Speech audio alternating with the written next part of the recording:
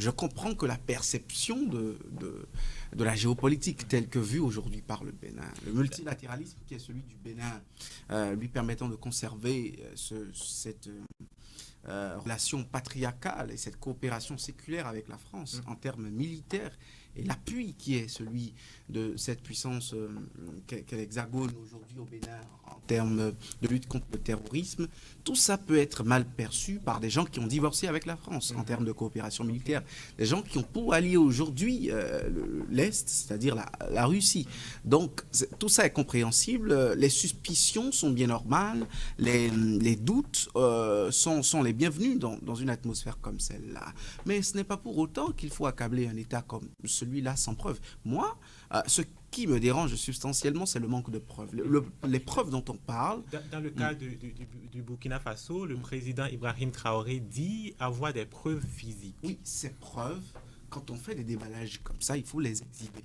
Ces preuves, il faut les montrer au grand monde. Les initiés en matière de relations internationales vous diront que quand on est en froid avec un État, quand on pense qu'un État agit contre ses intérêts, quand on soupçonne un État d'être belliqueux, on l'approche avec les autorités au plus haut niveau de l'État, parce que c'est la bienséance et la politesse des grands que demandent des relations internationales, justement, la diplomatie. Quand on est proche de quand on aborde, les représentants légaux de ces États, on met les preuves sur la table, que ce soit des photographies satellitaires, quelles que soient les preuves dont on dispose, des données fournies par les Français même en question, ou d'autres personnes sur le territoire béninois ayant fourni ces informations.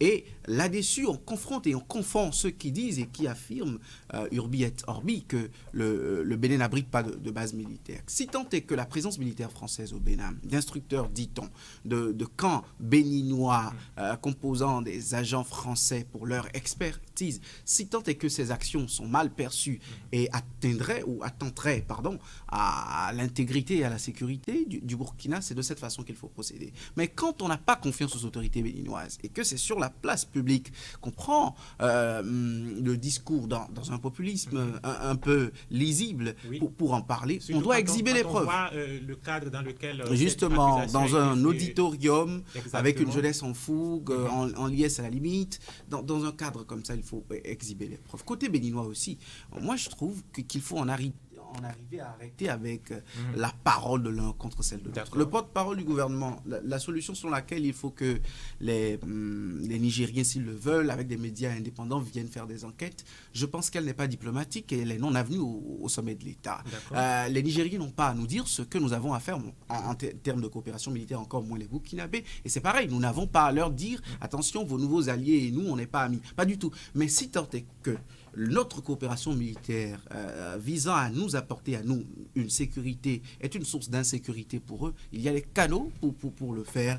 Ce populisme, ces discours dans l'opinion pour entretenir vraiment des controverses qui n'en valent pas la peine ne sont pas les bienvenus. Et les réponses que nous donnons jusque-là, côté béninois, me laissent également sur ma faim.